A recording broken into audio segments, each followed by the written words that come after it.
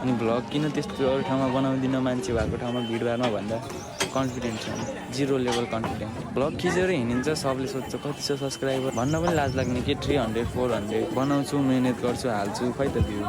अस्ति video part 1 भनेर हाल्दै थिएँ, खै त्यसमा 50+ भ्युज छ। अनि के गर्ने, 50+ भ्युजले त हामीले त्यत्रो मेहनत गरेको सबै आफ्नो मनै मरिदिन्छ क्या। अनि भिडियो बनाउनै मन लाग्दैन क्या, सपोर्टै छैन क्या, सब भ्लगर निस्क्यो। अनि कसलाई सपोर्ट गर्नु सक्छ? अलिअलि भ्युज आइदिनु पऱ्यो, आफ्नो निरन्तर सब्सक्राइबर प्लस हुन पऱ्यो। त्यति भएपछि त जस्तो ठाउँमा पनि कन्फिडेन्ट आउने रहेछ क्या।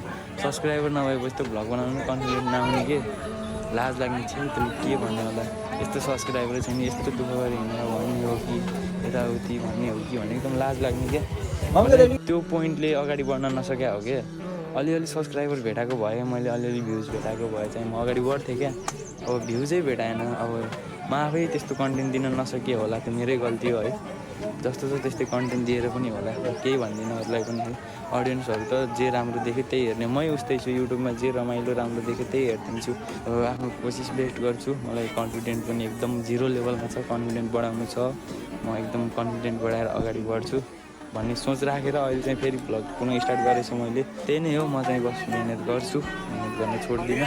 भर्खर स्टार्टिङ हो, अझै कति दुःख भोग्नै छ बाटोमा होइन।